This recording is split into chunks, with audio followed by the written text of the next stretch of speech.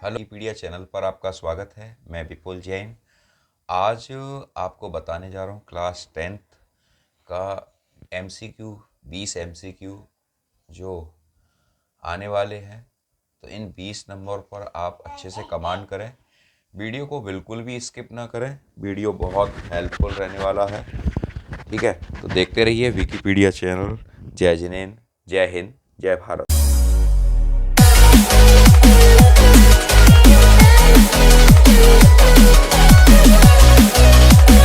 चलिए स्टार्ट करते हैं। पहला क्वेश्चन यहाँ पर क्या लिखा है? यहाँ लिखा हुआ है, यदि कोई रेखा युग्म संगत है तो उसका आलेख। यदि कोई रेखा युग्म संगत है। अब संगत की कंडीशन क्या होती है? सबसे पहला क्वेश्चन है, यदि कोई रेखा युग्म संगत है। यहाँ पे लिखा हुआ है, यदि कोई रेखा युग्म संगत है तो इसका आलेख। अब संगत की बात होती है तो संगत दो कंडीशन में होता है। एक तो A1/A2 is not equal B1/B2 में होता है, यानी संगत होता है एक इस कंडीशन में। ठीक है, एक संगत इस कंडीशन में होता है, एक संगत इस कंडीशन में होता है जिसमें संपाती होते हैं। A1/A2 B1/B2 is equal to C1/C2। इन दो कंडीशन में संगत होता है। ठीक है, अब बात आपको बताने जाऊंगा। यहाँ पर बस इन्होंने पूछा क्या है कि समांतर है, हमेशा आच्छादक है, प्रतिच्छेदी है। तो ये प्रतिच्छेदी है, यानी इसका जो सी ऑप्शन है वो इसका राइट आंसर होगा। ठीक है, नेक्स्ट क्वेश्चन है क्वेश्चन नंबर 2। लिखा हुआ है, बिंदु -3,5 बिंदु -3,5 की बाई अक्ष से दूरी होगी। ठीक है, ये क्वेश्चन है। बिंदु -3,5 की बाई अक्ष से दूरी होगी। तो बाई अक्ष से दूरी क्या होगी? देखो जरा, क्वेश्चन नंबर 2 है। तो ये एक्स अक्ष है, ये बाई अक्ष है, ये एक्स है, ये बाई है। अब -3,5 कहाँ मिलेगा? 1 2 3। ठीक है, और ऊपर मिलेगा 1 2 3 4 5, ये है। ठीक, अब -3,5 कहाँ मिलेगा? यहाँ मिलेगा। ठीक है, -3,5। अब इन्होंने क्वेश्चन क्या बोला है? बाई अक्ष से दूरी बताओ। अब बाई अक्ष से दूरी कितनी है? बाई अक्ष से दूरी है -3। बाई अक्ष से दूरी बराबर -3। बाई अक्ष से दूरी है -3। अगला क्वेश्चन, क्वेश्चन नंबर 3 है, संख्या 144 के अभाज्य गुणनखंड में अभाज्य गुणनखंडों की घातों का योगफल क्या होगा? देखिए, क्वेश्चन थोड़ा सा विशेष क्वेश्चन है। यहाँ लिखा हुआ है, संख्या 144 के अभाज्य गुणनखंड में अभाज्य गुणनखंडों की घातों का योगफल क्या होगा? तो यहाँ देखिए, 144 के गुणनखंड करो। ठीक है, 144 के गुणनखंड करेंगे। 144 के गुणनखंड अगर हम यहाँ पे करते हैं तो 2 सत्ते 14, 2 दूनी 4, फिर आगे बढ़ेंगे 2 तिया 6 और 2 छिंग 12, फिर आगे बढ़ेंगे 2 एकम 2 ठे 16, फिर 2 नैम 18, 3 तिया 9 और 3 एकम 3। ठीक है, ये वैल्यू आ रही है। अब यहाँ पर 1 2 3 4, 2 पे घात 4 और 3 पे घात 2, ये चीज़ लिखी हुई है। ठीक, अब इन पे घातों का योगफल कितना होगा? तो घातों का योगफल देखो, 4 और 2 कितने हो गए? 6। यानी इसका जो राइट आंसर है वो 6 है। यहाँ देखिए ऑप्शन 6 आ रहा है। ठीक है, ये डी है। अगला क्वेश्चन है, दिया गया लासा 132 और 288 है, 132 और 288 है और 31 68 दे रखा है। मासा निकालवा रहे हैं। ठीक, ये क्वेश्चन अच्छा है, लासा मासा में। क्वेश्चन नंबर 4 लिखा है लासा। ठीक है, लासा लिखा है 132 288 इक्वल टू 31 68, और दूसरा लिखा हुआ है मासा। मासा लिखा हुआ है 132,288। ठीक है, ये निकालना है आपको। अब आपको क्वेश्चन समझ में आया? देखो जरा, क्वेश्चन नंबर 4 में लासा आपका है 3168। ठीक है, और मासा आपको निकालना है। और पहली संख्या 132 है और दूसरी संख्या 288 है। तो यहाँ पे लासा मासा निकालने के लिए फॉर्मूला लगेगा, पहली संख्या गुणा दूसरी संख्या बराबर मासा गुणा लासा। तो पहली संख्या 132, दूसरी संख्या 288, मासा है आपका और लासा है 3168। ठीक है, 132 गुणा 288 अपॉन 3168 बराबर मासा। ऐसे निकलता है ये मासा और लासा। अब यहाँ पर 2 छिंग 12, 2 छिंग 12, 2 एकम 2, 2 पंजे 10, 2 अट्ठे 16, 2 चौक 8। फिर काटेंगे इसे, 2 तिया 6, 2 तिया 6, 2 सत्ते 14, 2 नम 18, 2 दूनी 4। ठीक है, अब ये कटेगा 2 से, फिर कट जाएगा 2 तिया 6, 2 नम 18 और 2 छिंग 12, 2 एकम 2, 2 चौक 8, 2 चौक 8। फिर काटो, 2 एकम 2, 2 नम 18, 2 अट्ठे 16, 2 सत्ते 14, 2 दूनी 4, 2 नम 18, 2 नम 18, 2 तिया 6, 2 छिंग 12। अब 33 तिया होते 99, 3 एकम 3 और 3 दूनी 6। मासा आ रहा भैया 12। ठीक है, मासा इसका 12 आ रहा है। देखिए क्वेश्चन नंबर 5 क्या लिखा है, बहुत सरल सरल क्वेश्चन है। लिखा हुआ है क्वेश्चन नंबर 12, यदि द्विघात समीकरण 3x² - 12x + m बराबर 0 के मूल बराबर हैं तो m का मान क्या होगा। देखो जरा, क्वेश्चन है 3x², question number 5, 3x² - 12x + m = 0 के मूल बराबर है। क्या बराबर है? मूल बराबर है। ठीक है, तो मूल बराबर है तो हमें m की वैल्यू को फाइंड करना है। ठीक है, m की वैल्यू को हमें निकालना है।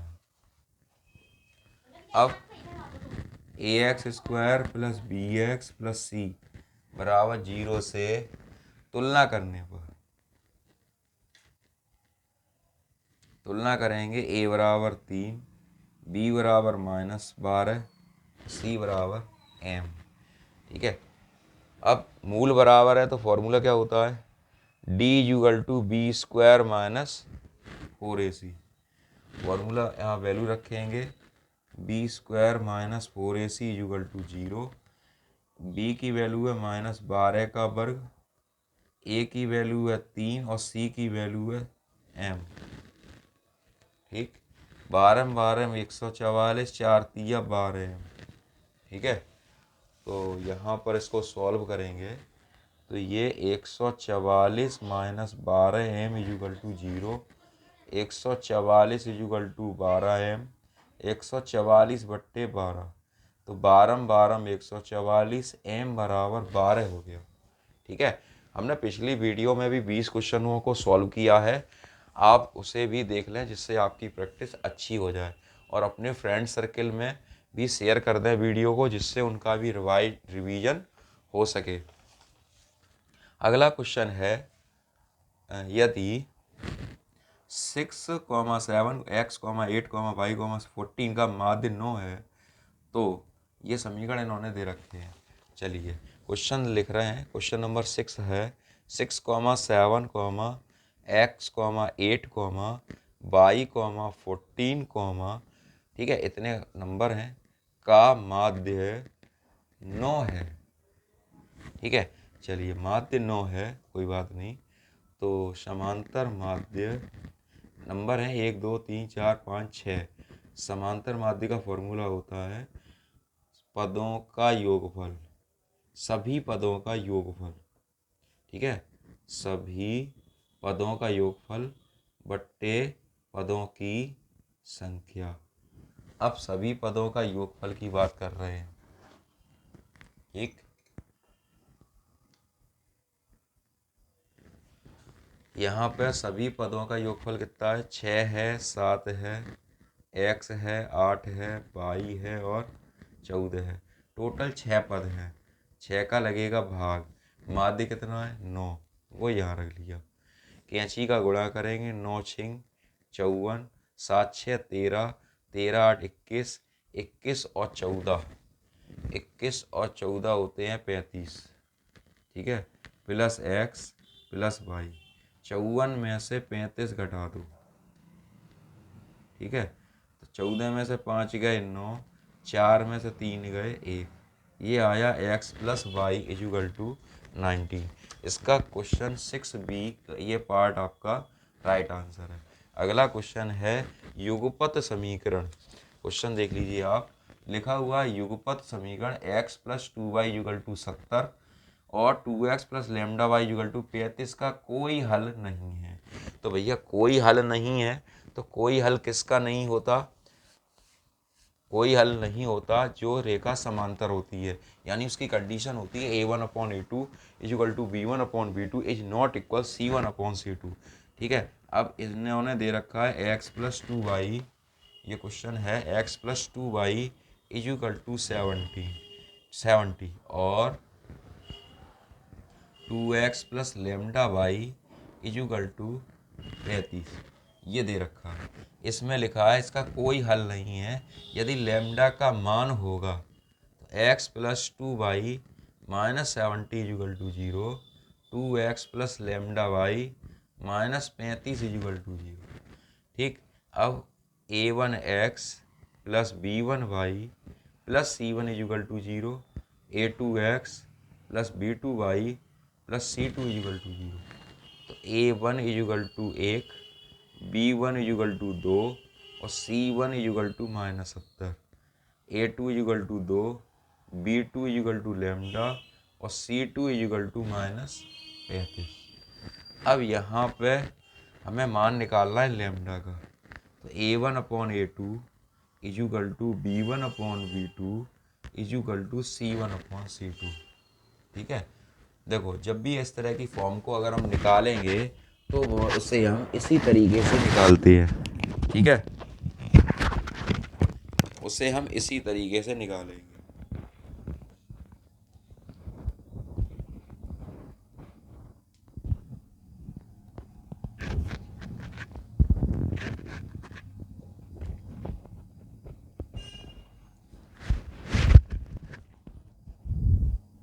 अब देखिए इसमें यहाँ पर वैल्यू लिखेंगे a1/2, b1 की वैल्यू 2 है, b2 की वैल्यू लेमडा है, c1 की वैल्यू -70 है और ये -35 है।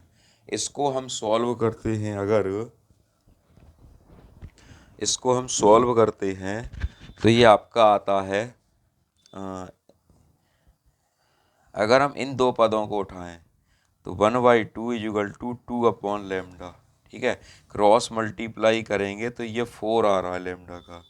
अच्छा अगर इसको उठाते हैं तो 35 दूनी 70, 2/लेमडा इजुगल टू 2, तो 1 आ रहा है, ठीक है। इसमें 1 नहीं आ रहा आंसर में, ठीक है।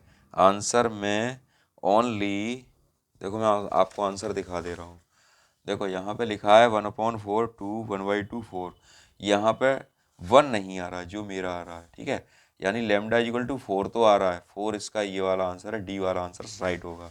चलिए नेक्स्ट क्वेश्चन की तरफ चलते हैं। Question number 9। क्वेश्चन नंबर 9 क्या है? दिए गए चित्र में त्रिभुज ABC, दिए गए चित्र में त्रिभुज ABC के आधार BC के समांतर रेखाखंड PQ खींचा गया है। यदि PQ अनुपात BC 1/3 है तो AP तथा पीवी का अनुपात क्या होगा। क्वेश्चन समझ में आया? चलिए, नहीं आया कोई बात नहीं, मैं यहाँ पर आपको बताता हूँ इसको और स्पष्ट करके। ठीक है, यहाँ पर क्वेश्चन नंबर 9 है।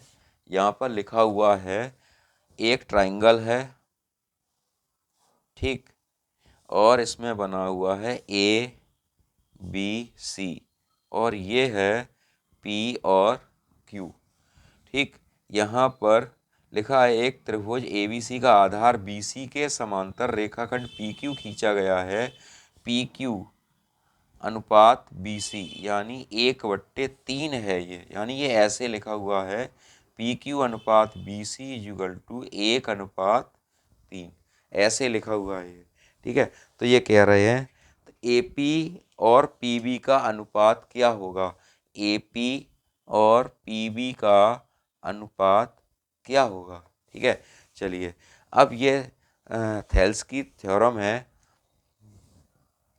सर्वांग समरूप वाली पोजीशन है, समरूपता से। तो यहाँ पर पोजीशन होती है AP अपॉन, लिखा है इन्होंने AP upon AB equal to AQ upon AC equal to PQ upon BC, ये पोजीशन होती है। अब यहाँ पर जरा देखिए,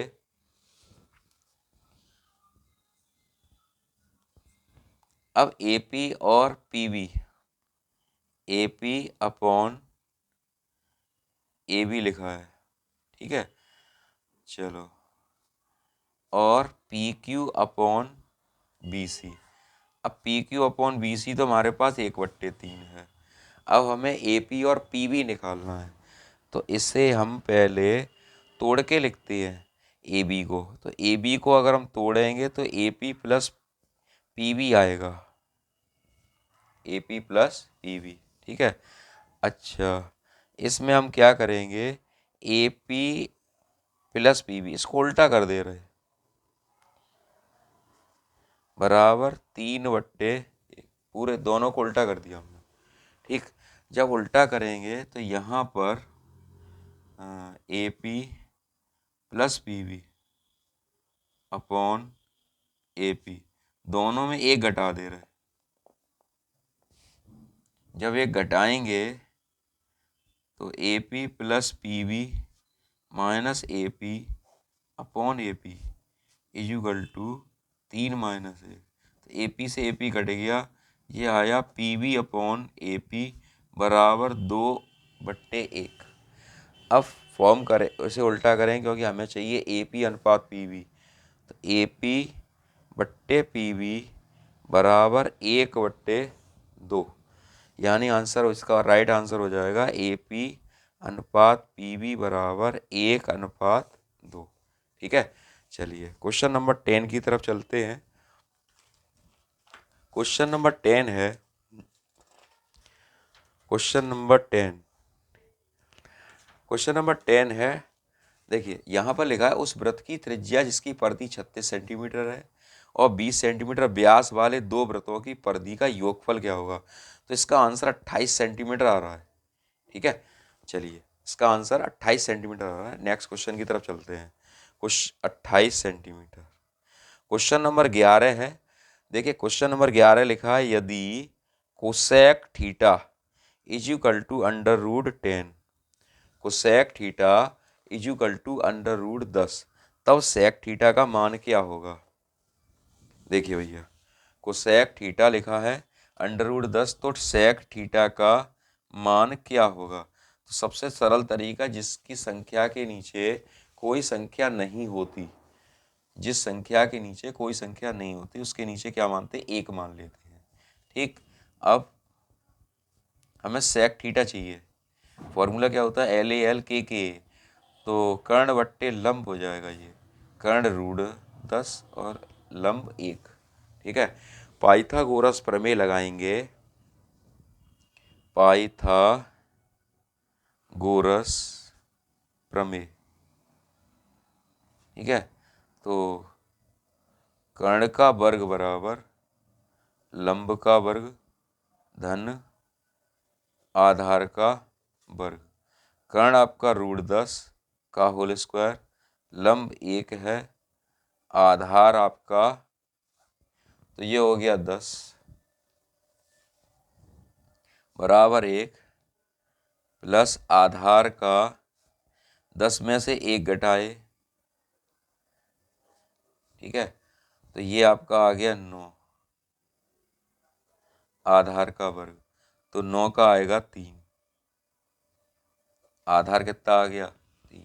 अब हमें सेक थीटा का मान निकालना है। सेक थीटा क्या होता है, देखिए सेक थीटा होता है कर्ण बट्टे आधार,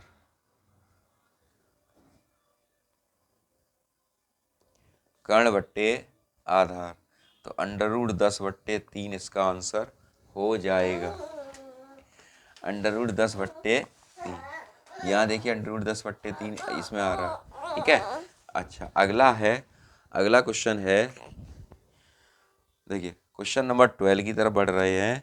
क्वेश्चन नंबर 12 क्या है, यहाँ लिखा हुआ है एक प्रथम 10 प्राकृतिक संख्याओं की मध्यिका होगी, ठीक है। ये पिछले क्वेश्चन में भी आ चुका है, लिखा है प्रथम 10 प्राकृतिक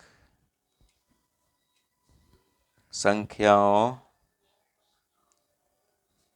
की मध्यिका होगी, प्रथम 10 प्राकृतिक संख्याओं की मध्यिका होगी।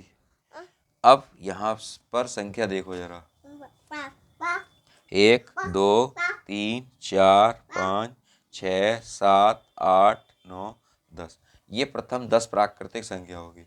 अब मध्यिका का फॉर्मूला क्या होता है, देखिए यहाँ पर टोटल नंबर है 10, इसको कहते हैं सम।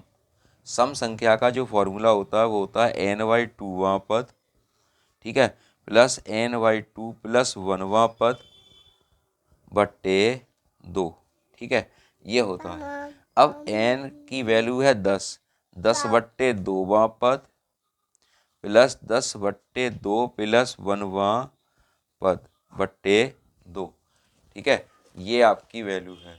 अब यहाँ देखो 2 पंजे 10 हो गया, यहाँ पर भी 2 पंजे 10 हो गया। अब यहाँ जरा देखो, ये आपका आया मीडियन जिसे कहते हैं, 5वां पद हो जाएगा प्लस 6वां पद हो जाएगा बट्टे 2। अब यहाँ जरा देखो 5वां पद ये होगा और 6वां पद ये होगा, यानी 5 और 6 ही आपके 5वें और 6वें पद हैं। तो यहाँ पर हम लिखेंगे 5 प्लस 6 बट्टे 2 11/2, यानी इसको काटेंगे तो ये हो जाएगा 5.5, ठीक है, 5.5, ये इसका मध्य हो गया। अब बात समझ में आ गई मध्यिका की, अच्छा क्वेश्चन है ये, ठीक। अगले क्वेश्चन की तरफ चलते हैं।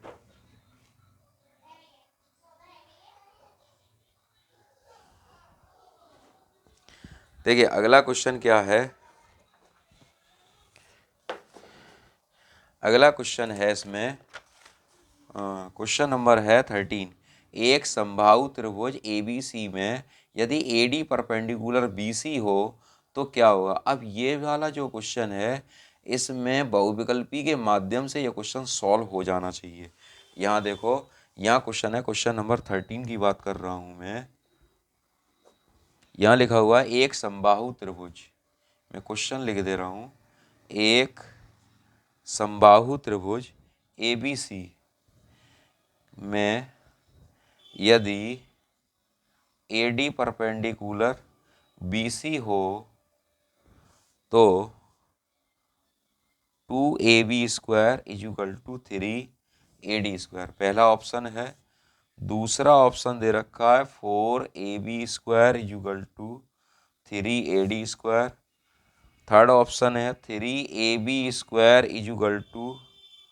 4AD², और चौथा ऑप्शन है 3AB² = 2AD²। ये क्वेश्चन है, ठीक। अब एक समबाहु त्रिभुज है तो समबाहु की प्रत्येक भुजा बराबर होती है। AD, ए नाम इसका है, B इसका है, C इसका, ये इस पर लंब है, ये D है, BD परपेंडिकुलर BC है, ये इन्होंने बोला है। समबाहु त्रिभुज की वजह से इसकी तीनों भुजाएं इक्वल हैं, AB, AC और बी सी। ठीक है, अब ए से किसी भुजा पर लंब डाला है तो ये दो भुजा विभाजित करती है, तो हम लिख सकते हैं B D is equal to half B C, और लिख सकते हैं B D is equal to half B C. ठीक है, इस तरीके से हम इसको लिख सकते हैं, half B C half A B. ठीक है, हाफ ए बी और हाफ ए सी, ये तीनों वजहें हम लिख सकते हैं। अब हमारे ऑप्शन में देखो क्या आ रहा है, ए बी आ रहा है और ए डी आ रहा है, ए बी आ रहा है, ए डी आ रहा है, ए बी आ रहा है, ए डी आ रहा है। ठीक, अब ए बी और ए डी आ रहा है तो ऐसा करो भैया, जब ए बी और ए डी आ रहा है तो ट्राइंगल ए बी डी उठा लो, त्रिभुज ए बी डी में, त्रिभुज ए बी डी में ए बी का वर्ग is equal to A D का वर्ग प्लस बी डी का वर्ग। अब ए बी आ रहा है, ए बी आ रहा है ना, और बी डी नहीं आ रहा, ए डी आ रहा है, यानी इस ऑप्शन में ए डी और ए बी आ रहा है, बी डी नहीं आ रहा है। तो बी डी की जगह आप लिखो, क्या लिखोगे, 1/2 ए बी लिख दो, 1/2 ए बी। ठीक है, ये इसे इधर ले आओ, ए बी वर्ग माइनस 1/2 ए बी वर्ग बराबर ए बी। ठीक, 2 A B square minus A B square is equal to A D square, तो ये आया ए बी स्क्वायर बट्टे 2। ठीक है,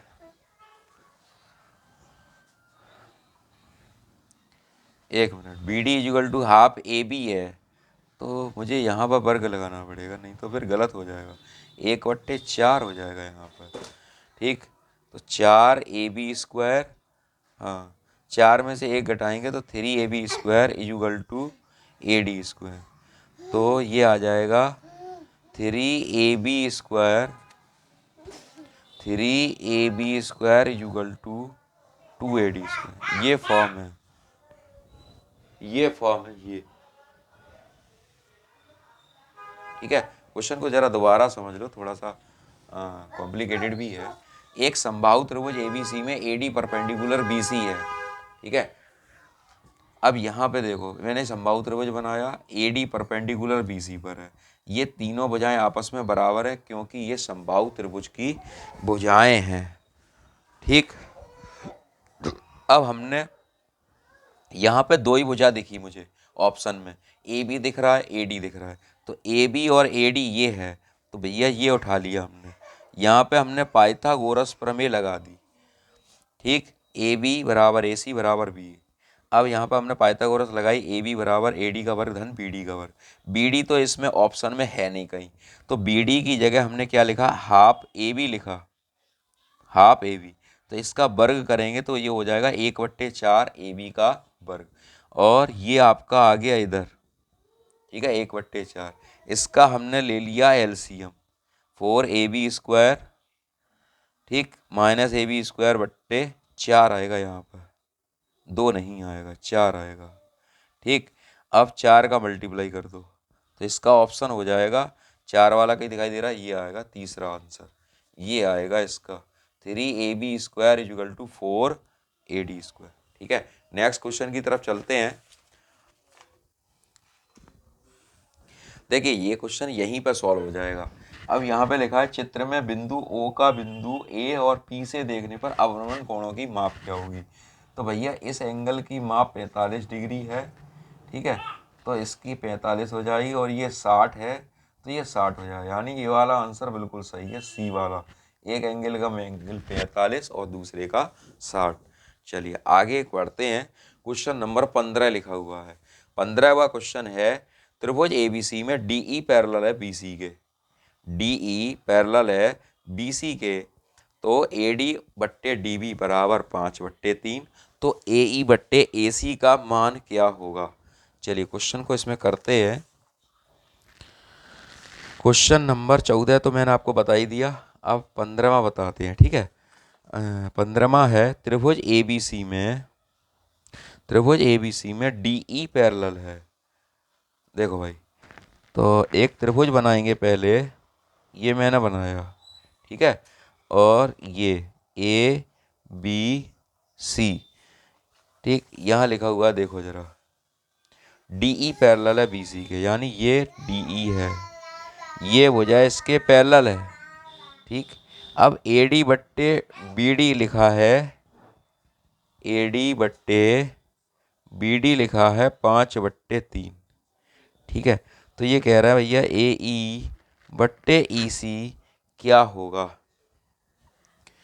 अब समरूपता के नियम से क्या होता है, मैं आपको यहाँ स्पष्ट कर दूँ, AD बट्टे DB बराबर AE बट्टे EC, ठीक है। ये समरूपता का नियम है। समरूपता के अनुसार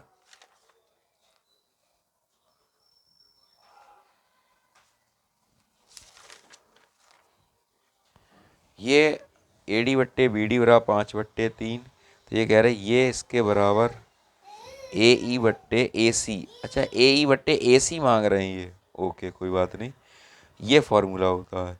तो AD बट्टे DB है 5/3, ठीक है, बराबर AE बट्टे EC। इसमें क्या करते हैं, उल्टा कर दो इसको भी, EC बट्टे AE बराबर 3/5, इसमें से एक घटा दो, इसमें से आप एक घटा दीजिए, EC अपॉन AE, ठीक है, एक जोड़ दीजिए, सॉरी गलत बोल रहा हूँ, एक जोड़ दीजिए, तो LCM लेंगे 3+5/5 और EC प्लस AE बट्टे AE, ठीक है।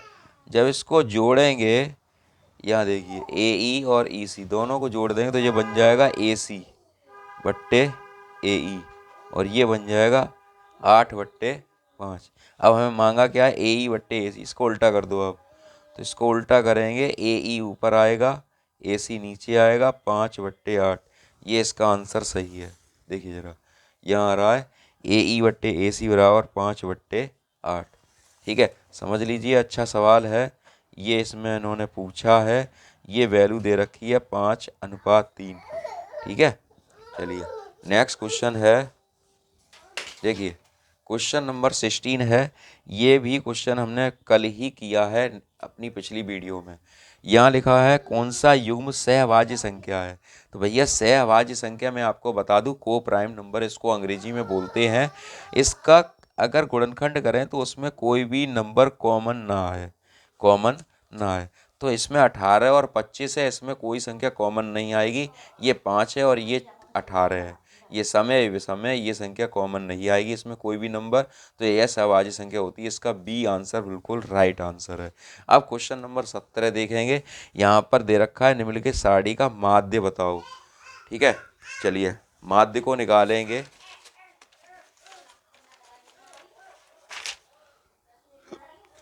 देखिए माध्य है क्वेश्चन नंबर 17, निम्नलिखित सारणी का माध्य होगा, यहाँ पे लिखा है वर्ग अंतराल, ठीक है, 0 से 10 जा रही टेबल, 10 से 20 जा रही है, 20 से 30 जा रही है, 30 से 40 जा रही है और 40 से 50 जा रही है। ये लिखेंगे बारंबारता, ठीक है, ये लिखेंगे 4 5 6 4 1, ठीक। अब हमें इसका निकालना है समांतर माध्य। तो सबसे पहले समांतर माध्य को निकालने के लिए मध्य बिंदु की आवश्यकता पड़ेगी, इसे कहते हैं XI और इसे कहते हैं FI, ठीक। अब XI निकालने के लिए 0 और 10 में 10 का फर्क है, 10 का आधा कर दो 5 और 5 आगे वाले सभी नंबरों में जोड़ दो, 5 15 25 35 और 45।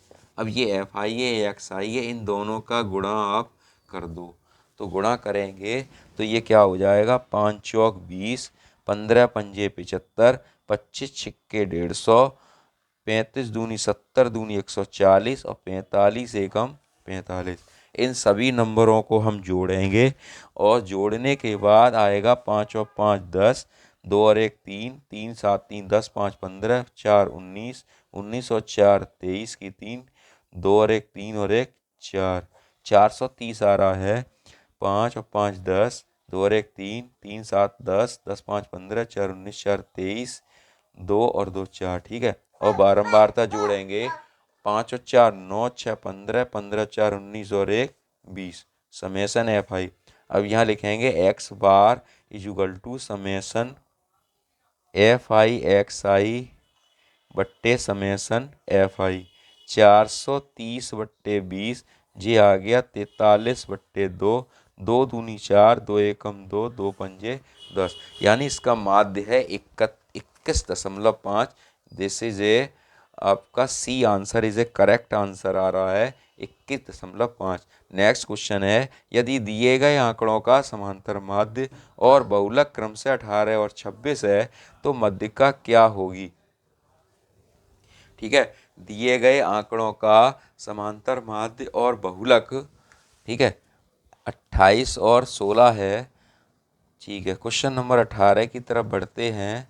माध्य दे रखा है 28 और बहुलक दे रखा है 16।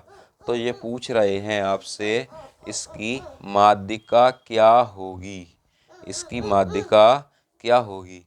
तो फॉर्मूला होता है बहुलक इजुगल टू बहुलक इजुगल टू 3 माध्यिका -2 माध्य, ये फॉर्मूला इसका होता है। तो इसमें वैल्यू को रखेंगे जिससे आंसर आपका आ जाए। अब क्या रखोगे वैल्यू, 3 माध्यिका है तो 3 गुणा मध्यिका तो हमें निकालनी है, ठीक है, कोई बात नहीं। माध्य आपका है 2 इंटू माध्य और बहुलक आपका 16, तो 16 माइनस 28 दूनी 56, तो 56 इधर ले आओ प्लस का हो गया, ठीक है। ये हो गए आपके 6 दूनी 12, 5 और 1 6 और 1 7, ठीक। 72/3 माध्यिका, 3 से ये काटो, 3 दूनी 6, 3 चौक 12, माध्यिका बराबर 24, माध्यिका बराबर 24 आ रहा है, ठीक है। ठीक है, माध्यिका 24 आ रहा, आंसर 24 है, करेक्ट आंसर मिल रहा है, ठीक। नेक्स्ट क्वेश्चन देखते हैं, निम्नलिखित बारंबारता बंटन का बहुलक वर्ग होगा। देखो भाई, बहुलक क्या होता है, बहुलक की परिभाषा क्या होती है, उससे जरा आप समझ लीजिए। बहुलक की परिभाषा होती है, बहुलक की परिभाषा होती है कि जिसकी बारंबारता सबसे अधिक होती है वो बहुलक होता है। अब यहाँ देखो, यहाँ पर सबसे ज़्यादा बहुलक किसकी फ्रीक्वेंसी ज़्यादा है, 7 8 2 2 1, तो 8 वाले का बहुलक ज़्यादा है, यानी 8 वाला सबसे ज़्यादा बार आया है। तो इन्होंने पूछा बहुलक वर्ग, तो बहुलक वर्ग में आंसर क्या हो जाएगा, 3 और 5, यानी ये वाला आंसर बिल्कुल सही है। बहुलक वर्ग इसको बोलेंगे। बात मेरी समझ गए, एक बात दोबारा से समझ लीजिए। यहाँ पर लिखा है जिसकी बारंबारता, जिसकी फ्रीक्वेंसी सबसे अधिक होती है उसे बहुलक कहते हैं, ठीक है। ये बहुलक की डेफिनेशन है। यहाँ पर बारंबारता में 8 ये है, तो ये आपका बहुलक है। अब इसका बहुलक वर्ग हो जाएगा 3 से 5, यानी राइट आंसर बी। अब इसमें लिखा है, नेक्स्ट क्वेश्चन है 20, निम्नलिखित बारंबारता बंटन का मध्यिका वर्ग ज्ञात करो। तो मध्यिका वर्ग निकालने के लिए किस तरीके से निकलेगा मध्यिका वर्ग, देखिए मध्यिका वर्ग में इन सभी को पहले टोटल कर लो आप, इन सभी का टोटल, तो टोटल करेंगे 4 5 9, 9 और 3 12, 12 8 20, 20 की 0 कैरी 2, 2 और 2 4 और 1 5, ठीक है। ये 5 आ रहा है, 50, 50 हो गया। सबसे बड़ी फ्रीक्वेंसी 20 है, इसकी कॉम्बिनेटिव फ्रीक्वेंसी 22 है और इसके सामने वाला मध्य का वर्ग हो जाएगा 20 और 30, ठीक है। चलिए देखते रहिए विकिपीडिया चैनल।